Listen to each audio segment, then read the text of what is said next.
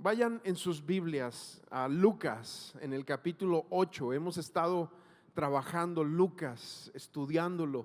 Si tú eres nuevo aquí en Amistad, si tienes poco viniendo, algo que acostumbramos es agarrar algún libro de la Biblia e irlo estudiando domingos, miércoles, y que la palabra vaya hablando a nuestros corazones también. Así que el día de hoy quiero compartir la segunda parte de este capítulo 8. Por cierto, no estamos tomando todos los versículos o todas las lecciones, pero este capítulo 8 sí consideré necesario el que pudiéramos estudiar este capítulo un poquito más a detalle. Y yo le puse como título el día de hoy: cuando la fe es probada. Cuando la fe es probada, así le puse.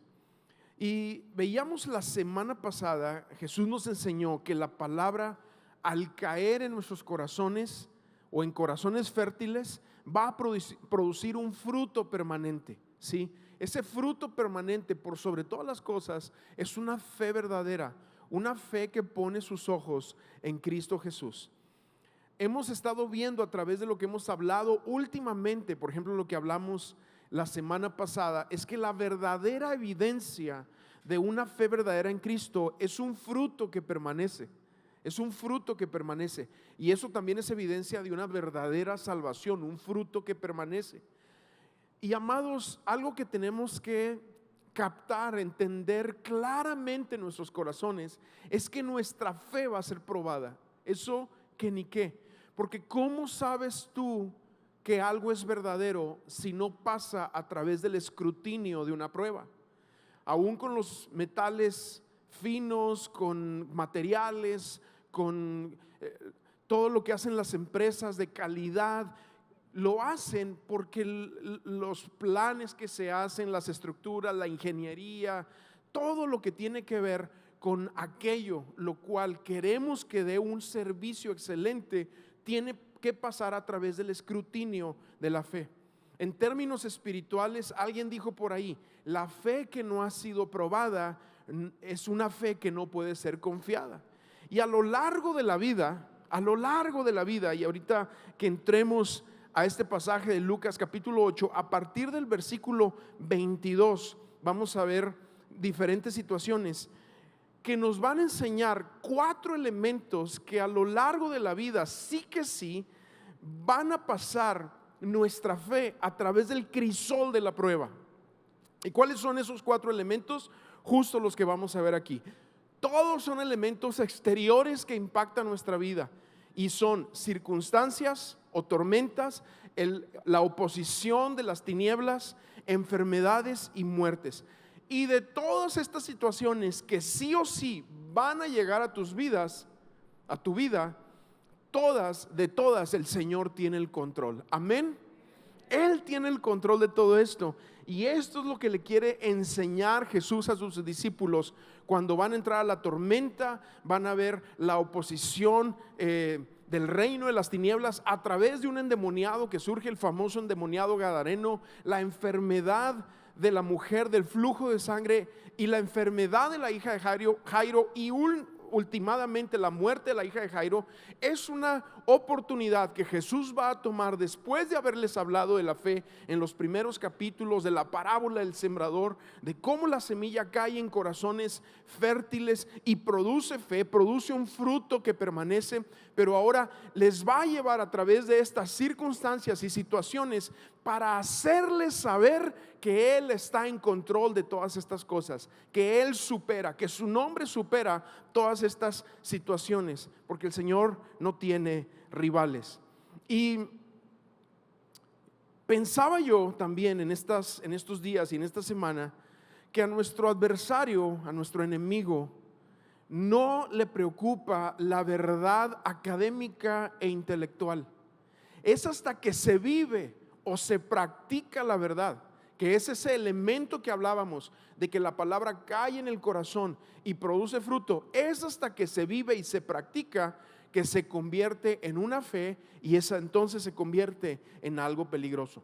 Antes de entrar a la porción de Lucas, Pedro, el apóstol, escribe en su carta, en su epístola, a una iglesia que está en el Ponto, en Galacia, en Capadocia. Son regiones asiáticas de lo que es actual Turquía. En aquel tiempo ellos estaban atravesando por situaciones de persecución, donde su fe estaba siendo probada, estaba siendo atravesada, como yo decía anteriormente, por el crisol, el fuego de la prueba. Y él les escribe la siguiente palabra en 1 de Pedro 1:7, dice: estas pruebas demostrarán que su fe es auténtica. Está siendo probada de la misma manera que el fuego prueba y purifica el oro. Y aquí hace un comentario, y yo anoté esta porción de la NTV. Dice: aunque la fe de ustedes es mucho más preciosa que el mismo oro. Para que tú entiendas cómo el Señor ve tu fe, como más preciosa que el mismo oro. Entonces su fe, al permanecer firme en tantas pruebas, les traerá mucha alabanza, gloria, honra en el día de Jesucristo, en el día que Jesucristo se ha revelado en todo el mundo. Porque esto es interesante captarlo. No hay paso de fe, no hay respuesta de fe, no hay situación donde tú hayas puesto tus ojos en el Señor, donde Dios la deje pasar por desapercibido. No, hermanos, no, iglesia, no, amados. Todo aquello que tú haces por Dios, todo aquello que tú respondes en fe, todo, aquí lo que estamos leyendo por medio de Pedro, todo va a ser galardonado por nuestro Dios, en esta vida o en la que sigue. Pero tiene un galardón sobre nuestras vidas cuando hay fe en nuestros corazones. Amén. Y el Señor conoce nuestra fe, no importando el grado de madurez espiritual que tengamos. No importando el grado de madurez espiritual que tengamos, Él siempre honrará una fe depositada en el Señor. Aunque la fe en sí misma tenga sus fracturas o tengamos una inmadurez espiritual, Él no deshonra a aquellos que ponen su fe en Él. Que es lo que nosotros vamos a ver a continuación a través de estos 4 elementos que sí o sí nos van a venir en la vida. ¿Sí? Y el primero de ellos, yo quiero hablarte de las tempestades. Pero antes, déjame orar para que tu corazón esté preparado junto con el mío para recibir esto. Amén. Vamos a orar. Señor, gracias por tu palabra que está viva, que no regresa vacía, que produce un fruto al 30, al 60, al 100 por uno. Tu palabra, Señor, que es el fundamento de nuestro caminar. Señor, que hoy caiga con unción en corazones buenos, fértiles, listos para crecer. En el nombre de Jesús oramos, amén y amén. Entonces la primera situación que vemos aquí son las tempestades. ¿Sí? Este es un pasaje clásico y no voy a leer todo porque me tomaría más tiempo, pero yo te animo en Lucas capítulo 8, a partir del versículo 22, hasta que se termina el capítulo en el versículo 56, léelo en tu casa. Sí, es importante que tú leas, nada más para checar todo lo que dice el pastor, que sea cierto. ¿Cómo sabes si te estoy diciendo mentiras, verdad? Bueno, obviamente no, pero tú tienes que checar todo lo que yo estoy diciendo y leer en la palabra de Dios que vaya de acuerdo a lo que se está hablando aquí. Y lo primero que sucede es este evento, esta tempestad. Y comenzamos ahí leyendo. Voy a leer una porción de cada uno de los pasajes. Pero en Lucas 8:22 dice: un día subió Jesús con sus discípulos a una barca y les dijo: crucemos al otro lado del lago. Así que partieron y mientras navegaban, él se durmió. Entonces se desató una tormenta sobre el lago, de modo que la barca comenzó a inundarse y corrían gran peligro. Los discípulos fueron a despertarlo y le gritaron: maestro, maestro, nos vamos a ahogar. Él se levantó y reprendió al viento y a las olas y a la tormenta, y se apaciguó y todo quedó tranquilo. Y les preguntó a sus discípulos: ¿dónde está la fe de ustedes? Con temor y asombro ellos se decían unos a otros: ¿quién es este que manda aún a los vientos y al agua y le obedecen? Pues conocemos la historia. El Señor Jesucristo saliendo de Capernaum, le dice a sus discípulos: vamos al otro lado del lago. Este lago que el Señor Jesucristo, del cual está hablando, es el famoso mar de Galilea o mar de Genezaret o lago de Tiberias. Tiene varios nombres. Tiene una forma de un violín, ¿sí? De la panza del violín, por decir así, y es un lago bastante grande, como de unos 20 y tantos kilómetros, como por unos 10, 11 kilómetros, pero tiene una característica. Y lo primero aquí, la característica es que Jesús les dice: vamos al otro lado. Hay un destino al que Jesús va a llegar, y es el otro lago, que es la región de los Gerasenos o Gadarenos. Pero después de haber ministrado fuertemente, el Señor Jesucristo, que voluntariamente se somete a un cuerpo humano, se queda agotado en el camino del lago, agotado como niño chiquito aquí en la alabanza, ¿sí? Si los has visto cómo está el ruidajo y el bajo a todo lo que da, y la música, todo, y los niños así dormidos. Bueno, para empezar, la paz de los niños la tiene Jesús, ¿verdad? Entonces Él se duerme en su agotamiento, porque ministrar es muy cansado. En su agotamiento se duerme, se queda bien dormido por ahí. Y se desata en este mar de Galilea o lago de Genezaret, se desata una tempestad tremenda, porque este lago tiene unas características importantes. Es el segundo lago más bajo del mundo, después del Mar Muerto. Los dos están en la tierra de Palestina.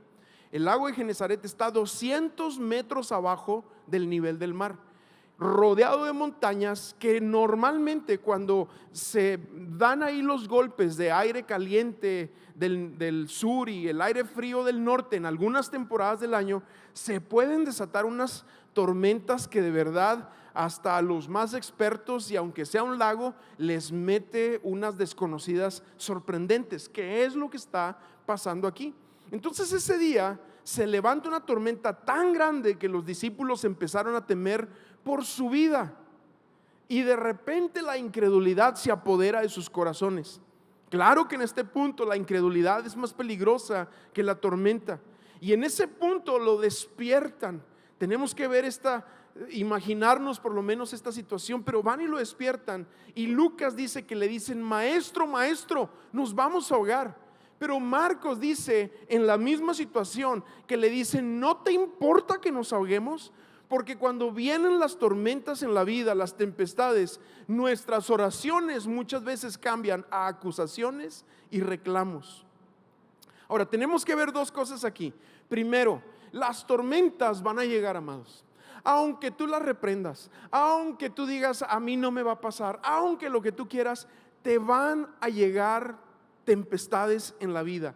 Esto le va a pasar a todo el mundo. Hay otro pasaje que Jesús usa como parábola. Dice: había un hombre que hizo su casa sobre la roca y otro sobre la arena. A los dos les vinieron vientos, lluvias y ríos, pero permaneció el que puso su casa sobre la roca. Eclesiastés nos dice que al bueno y al malo, a los dos le va a llover, y a los dos les va a llover sobre tupido. Ahora, yo no quiero que tengamos como creyentes una actitud escapista, porque lo único que va a dejar esa actitud es decepción. Tú tienes que entender que te van a llegar situaciones, tormentas, y no quiero ser un profeta de calamidad, es simplemente la vida. Van a haber situaciones complejas, pero tenemos que entender, así como Jesús en esta situación, que Él está en control de la vida de sus hijos. A ver, ¿quién dice amén a esto? Claro, tenemos que entender esta parte. Esto va a llegar, pero las tormentas, también siendo muy honestos al respecto, tienen la capacidad de nublar nuestra fe. Tienen el impacto de una tormenta sobre tu vida tiene la capacidad de distorsionar tu percepción acerca de Dios, acerca de su palabra, acerca de de tu misma fe. Tiene ese impacto de distorsionar también tu fe, y es donde yo te digo, donde las oraciones se pueden convertir en reclamos y en acusaciones. ¿Cuántos de nosotros muchas veces hemos estado en situaciones complejas y le decimos al Señor, pero ¿dónde estás? ¿Y por qué me pasa esto? ¿Y por qué pasa esto a mi familia o a mi hijo o a mi esposo o a mi esposa? ¿O por qué estoy viviendo esto? Y entonces se convierte esto en un tipo de reclamo delante del Señor. Nadie que reciba un diagnóstico de cáncer, la pérdida de un familiar, el despido de un trabajo, la noticia a lo mejor de que tu cónyuge ha sido infiel o que ya no te ama o que te quiere dejar, o un hijo que de repente te das cuenta de sus problemas, o un accidente familiar. Nadie absolutamente que reciba un tipo de impacto de estos no va a sentir temor, no va a verse nublada su percepción de Dios. Todos absolutamente. La diferencia está en que en todas las situaciones de este tipo tenemos la capacidad de reaccionar delante de Dios con fe cuando volvemos en nosotros mismos. Mira, hay un pasaje bien interesante de Pedro, también está en Lucas, más adelante lo veremos. Pero Pedro, de repente Jesús viene y le da una palabra y le dice: Simón, Simón, Satanás te ha pedido para zarandearte como al trigo, pero yo he orado para que tu fe no falte. Así que cuando vuelvas en sí, cuando vuelvas, afirma, refuerza, anima a tus hermanos. Jesús sabía que Pedro iba a pasar por momentos difíciles, hasta iba a pecar y la iba a regar, pero estaba tan confiado por lo que había sembrado en el corazón de Pedro que él sabía que Pedro en su momento iba a pedir perdón, iba a volver en sí e iba a regresar. Y aquí es la encomienda que le pone Jesús: que afirme, que anime, que refuerce a los demás discípulos. Y esta es una realidad de la vida. Así va a funcionar. Va a haber momentos complejos, ¿sí? Va a haber momentos difíciles. Y aunque no querramos, aunque seamos cristianos, van a haber reacciones que si los otros las ven van a decir: pues no, que es muy cristiano. Por cierto, ese dicho y eso que es cristiano, quítatelo de la boca, que se te haga la lengua chicharrón. Ni siquiera se te ocurra decirlo, porque las mismas aflicciones tú las vas a pasar y tu fe va a ser probada. Y para todos la promesa es igual: Dios va a estar contigo. Y Él no se va a desesperar cuando tu fe se fracture, cuando salga la queja, cuando le ores en reclamo. Dios no se va a asustar, pero nos pone la palabra, la confianza, y nos da la confianza de que vamos a estar bien, aún en las tormentas y en las dificultades. Amén. Fíjate cómo dice el Salmo 107 de un evento similar, no necesariamente lo mismo, pero es similar. Dice: se hicieron a la mar en sus barcos. Salmo 107, versículo 23. Para comerciar surcaron las muchas aguas. Ahí en las aguas profundas vieron las obras del Señor y sus maravillas. Habló Dios y se levantó un viento tormentoso que encrespó las olas que subían a los cielos y bajaban al abismo. Posiblemente aquí nos habla de un tipo huracán donde se levanta un torbellino y parece que el cielo y el mar están ahí. Y hubo gente que lo presenció, y estar en el mar y presenciar eso, nunca he estado, ha de ser una cosa que te devasta. Tú dices, si ves eso, ay Dios mío, quién sabe si voy a salir de esta. El apóstol Pablo dice: en 3 ocasiones he estado náufrago en alta mar sin saber si voy a tener vida o no. Porque hay momentos donde las situaciones y las tormentas así te despojan de ese ánimo de vida. Pero bueno, aquí sigue diciendo: ante el peligro ellos perdieron el coraje, como ebrios tropezaban, se tambaleaban. De nada les sirvió toda su pericia.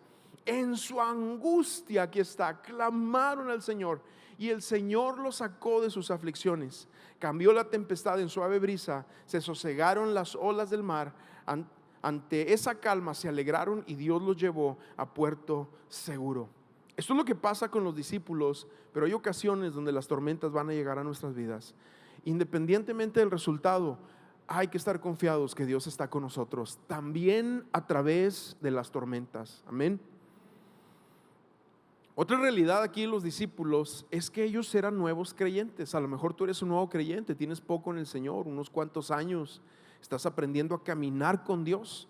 Pero estos nuevos creyentes no habían visto a Jesús crucificado, no habían visto el poder de la resurrección, no habían visto el poder de ser bautizados con su Espíritu Santo, no conocían el poder de la oración de la iglesia. Había muchas cosas que ellos estaban limitados todavía.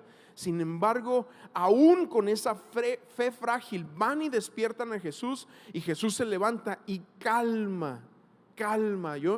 Yo me imagino que como cuando tú tienes una manguera, yo no sé si tú has hecho esto, tienes una manguera y está saliendo el agua todo lo que da, y de repente le cierras y ¡fum! Y así quedó ese lago, tranquilo, en santa paz, en calma. Y así muchas veces son las tempestades. Pero lo importante aquí es que nuestra fe frágil, fracturada, débil, la pongamos en el Señor. Pon tu fe en el Señor en cualquier tormenta que tú estés atravesando. Amén. Lo segundo, cuando el Señor Jesucristo, después de cumplir su propia palabra, llega al otro lado del lago, llega a la región de los Gadarenos o Gesarenos. Y ahí dice Mateo que son 2 endemoniados que lo están esperando. Pero Marcos y Lucas dicen que no, es uno, porque seguramente es uno el que habla, uno es el que es más frontal, uno es el que es más confrontativo y encara a Jesús. Sí, un poquito así como Batman y Robin. Uno era el fuerte y el otro era el compinche ahí que iba junto con su compañero, pero no habló, no dijo nada al respecto. Y queremos, antes de leerte, porque voy a leer una pequeña porción de este pasaje, tú tienes que entender algo. Esta es otra de las realidades de la vida. Van a haber, cuando tú eres creyente, va a haber oposición de tinieblas simplemente porque tú eres creyente. Pero tienes que entender algo. Hay dos reinos nos dice la palabra: el reino de las tinieblas y el reino de la luz. El reino de las tinieblas, obviamente el diablo gobierna, y gobierna porque lo que sucede ahí es porque no les ha resplandecido la luz de Cristo, la luz del Evangelio. Pero el reino de la luz, o como dice la palabra en otra porción, el reino de su amado Hijo, el diablo no puede entrar. No puede entrar. Tú tienes que entender eso y debes de tenerlo claro en tu mente. Él no puede entrar a menos que pida permiso, como con Pedro, como con Job. Tiene que pedir permiso para poder zarandear tu vida, y eso es porque Dios tiene un propósito de usar al mismo diablo para fortalecer tu fe, aunque suene contradictorio y raro, pero así es. Tendría que pedir permiso, escúchame bien, esta es la otra opción, que tú lo dejes entrar a través de pecado o a través de creerle sus mentiras. Es que tú puedes abrir una puerta y él puede traer situaciones devastadoras a tu vida. Eso sucede con muchos creyentes que de repente dejan entrar amargura u odio o celos, o se entregan a cosas pecaminosas en sus vidas, y al abrir la puerta a ese tipo de escenarios, claro que es como decirle, invitar al enemigo a decirle: ven y reposa en mi casa y haz conmigo lo que tú quieras. Por eso la importancia de mantener puertas cerradas, mantener mente y corazón llenas, saturadas de la palabra, para que no tenga cabida en nuestros corazones. Pero si tú eres hijo, y claro que andas caminando en pecado y le crees mentiras, puede entrar y hacer cosas devastadoras. El caso es que Jesús llega al otro lado y están estos gadarenos esperándolo. Y no voy a hablar de toda la escena, léela por favor tú en tu casa. Pero Hollywood y las películas y todo lo que sale nos hacen pensar como si el diablo fuera muy temible. Y si tú eres amante de las películas de terror, espero que no, ¿verdad? Pero si tú eres amante de las películas de terror, es como que ¡ay! Ya se apareció el diablo y le volteó toda la cabeza y caminó por el techo. Y hay escenas como que ¡wow! Pero yo nada más quiero decirte lo siguiente: cuando el diablo toma a una persona, lo único que deja en el corazón de Jesús, y por ende en nuestros corazones, es una actitud de compasión y tristeza por el estado deplorable al que la persona puede llegar. ¿Qué es lo que ves aquí? Este gadareno, que sí hacía su espectáculo y lo encadenaban, dice el testimonio de la palabra, y la rompía. Cuando Jesús lo ve, desnudo, golpeado, maloliente, orinado, con sus cabellos que parecen una zarza, hecho garras el hombre. Lo único que ve es compasión y dice: wow, pobre hombre. Y eso es lo que nosotros debemos ver en los endemoniados. Si tú eres de los que le tiene más miedo al diablo que temor de Dios en tu corazón, estás con una distorsión errónea del diablo. Él es una cucaracha que no tiene capacidad de tocar tu vida, porque tú estás en el reino de las tinieblas y tienes que entender esa parte. Pero aquí, cuando lo ve Jesús golpeado, solitario, apartado de la sociedad, en esa situación por demás deplorable, lo único que surge en su corazón es compasión hacia ese hombre y lo libera. Lo libera. No voy a entrar en los detalles de la liberación, solamente voy a entrar en los detalles de lo que pasa después de la liberación. Versículo 8:38 de Lucas dice: ahora bien, el hombre de quien habían salido los demonios le rogaba a Jesús que le permitiera acompañarlo, pero Jesús lo despidió y le dijo: vuelve a tu casa y cuenta todo lo que Dios ha hecho por ti. Y así el hombre se fue y proclamó por todo el pueblo. Y me llama la atención porque Jesús le dice: ve a tu casa, pero no nada más va a su casa, sino que va a todo el pueblo y le anuncia lo mucho que Jesús había hecho por él. A final de cuentas, nuestro Dios, que es omnipresente, que es Dios eterno y tiene poder sobre el pasado, sobre el presente y sobre el futuro. El diablo no. El diablo no es omnipresente. El diablo no tiene una omnipotencia como Dios, no lo tiene. ¿Qué hace Dios? Toma el pasado de este hombre, lo transforma, y ahora este hombre va y da un testimonio de lo que Dios, de lo que Cristo había hecho por él. Amén. Pero van a venir momentos complejos donde el enemigo puede tratar de presionar, y Santiago nos dice: resiste, resiste, y el diablo huirá de ti. Él no te puede tocar, pero resiste con la verdad de la palabra las mentiras que salen de su boca. Los dardos de fuego del maligno son eso: mentiras que quieren entrar a tu mente y a tu corazón para apoderarse, tomar lugar. No lo dejes entrar, amado. Tienes la armadura, tienes la palabra de Dios, la espada del Espíritu está a tu favor. No dejes entrar eso a tu vida. Tercer situación que vemos aquí. Yo te dije tempestades, ataques del reino de las tinieblas. Tercer situación, enfermedades, que es lo que vamos a ver en la hija de Jairo y en la mujer del flujo de sangre. Pero si hay algo que va a probar nuestra fe, son las enfermedades. Las enfermedades. La enfermedad, explico rápidamente, es el efecto secundario prolongado del pecado de Adán. Por el hecho de que el hombre pecó separándose de Dios, el cuerpo se deterioró y el cuerpo se va desgastando y los órganos van fallando y van habiendo fallas en nuestro cuerpo, y ahí es donde la enfermedad puede llegar. Hay enfermedades en la palabra de Dios que son para la gloria de Dios, donde una sanidad va a suceder. Lo hemos visto, Dios sigue sanando, Él sigue liberando personas, Él sigue sanando a través de su iglesia, Él lo hace. Hay enfermedades que son para la gloria de Dios. Hay enfermedades también en la palabra que son por haber pecado. Jesús le dice al hombre cuadripléjico, dice: no peques, ya no peques. Sí, lo perdona de su pecado. Y al mismo tiempo lo sana. Y hay enfermedades, y esto también tengo que decirlo, sé que no nos gusta de repente mucho hablar de esto, pero tú lo tienes que escuchar.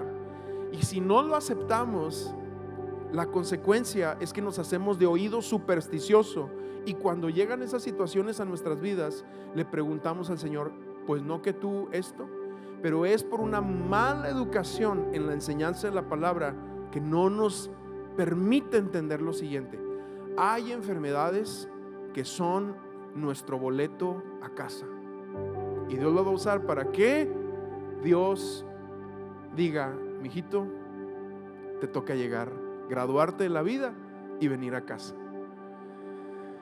Pero como quiera, enfermedad es muy difícil de digerirse.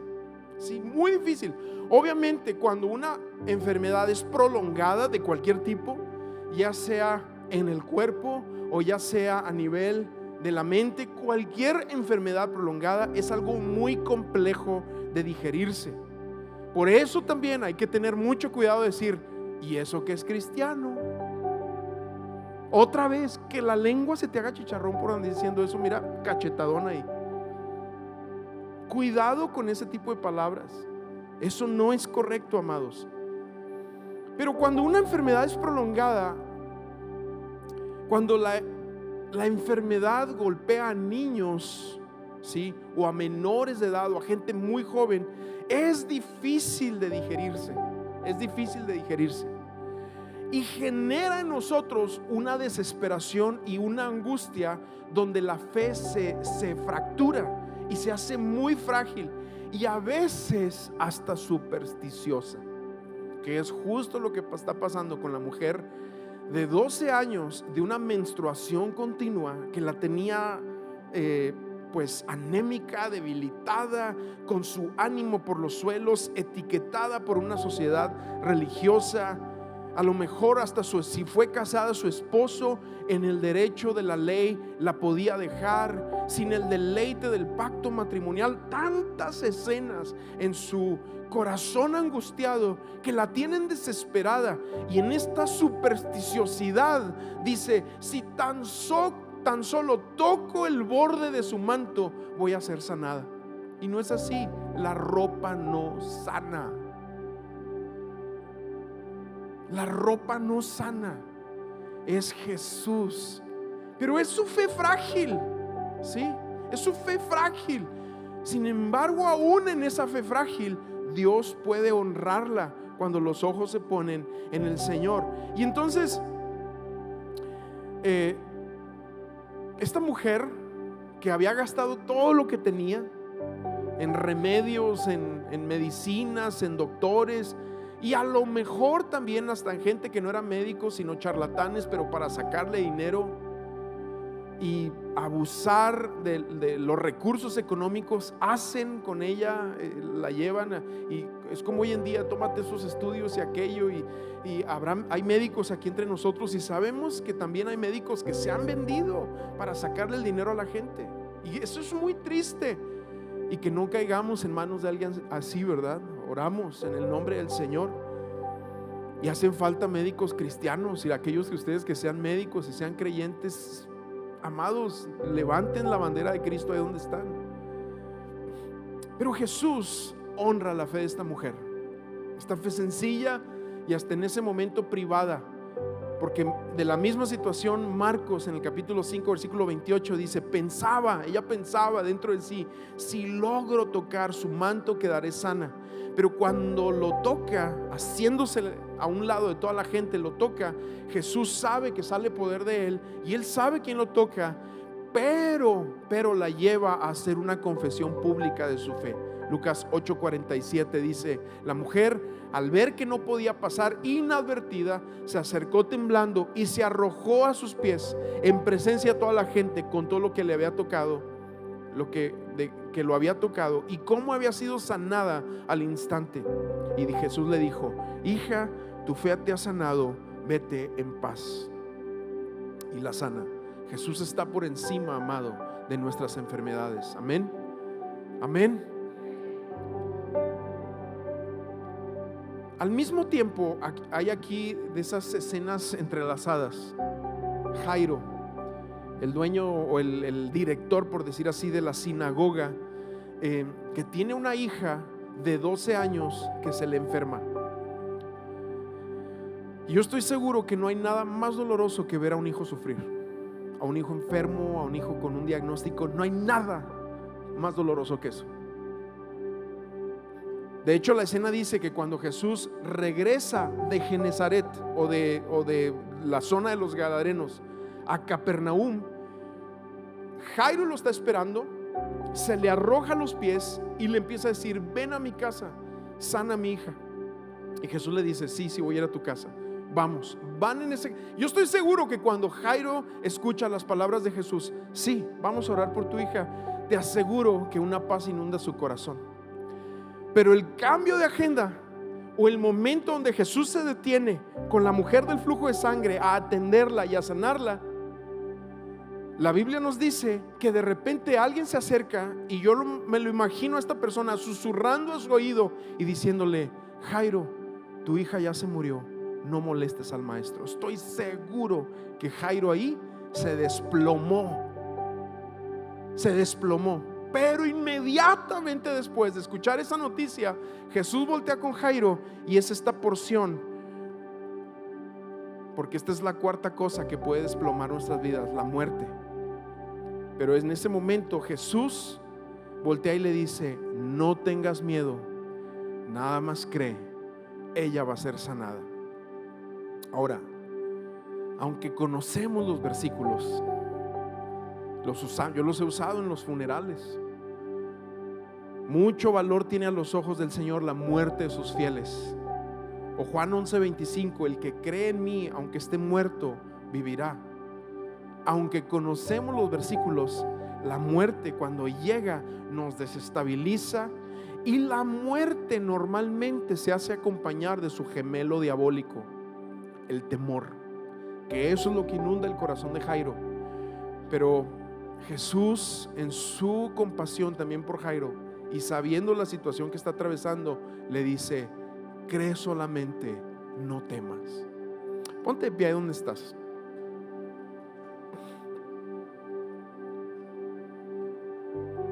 Amado, yo nada más quiero recordarte algo aquí. El Señor está en tus tormentas. El Señor está en medio de tus tormentas. Él no te está dejando. El Señor está en medio de lo que tú estás atravesando, sea una tempestad que no entiendas, sea una oposición en tu vida, en tu familia del mismo infierno, sea enfermedad o sea la pérdida, la muerte de alguien alrededor tuyo. Él no nos deja, y esto está aquí establecido para que sepamos y tengamos la confianza de que Él nos tiene en sus manos, aunque haya cosas que no podemos el día de hoy entenderlas. De todo esto el Señor Jesucristo se hizo cargo. ¿Se va a hacer cargo en tu vida? Eso depende de Él. La sanidad depende de Él. La muerte depende de Él. Hay ocasiones donde Él quiere graduar a sus hijos teniendo 2 años o 5 años, o siendo adolescentes o jóvenes, o en una edad madura que tú dices: bueno, pues ya tenía suficientes años. Independientemente de cómo tú lo veas, Dios no se le va esto de las manos, y Él tiene el control de esto, para que tú entres en paz de que Él también tiene control en tu situación. Amén.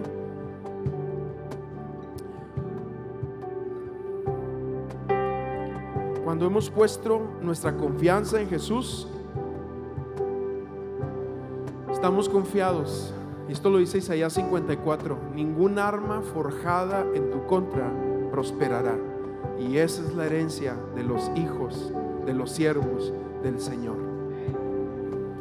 Dios tiene el control de toda tempestad que estés atravesando. Amén. ¿Por qué no cantamos esto al Señor? No escucharé miedo, mi mirada pongo en el cielo, en tu gracia firme estoy, tú me amas tal como soy, valiente seré, yo sé, mi esperanza está en Él, y no escucharé.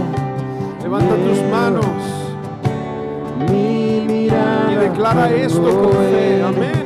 Cielo, en tu gracia firme soy, tú me amas tal como soy, valiente seré, yo sé, mi esperanza está en Él. Declara su nombre. Cristo, el que salva, la esperanza está en Él. Cristo, luz del cielo, Rey eterno, amigo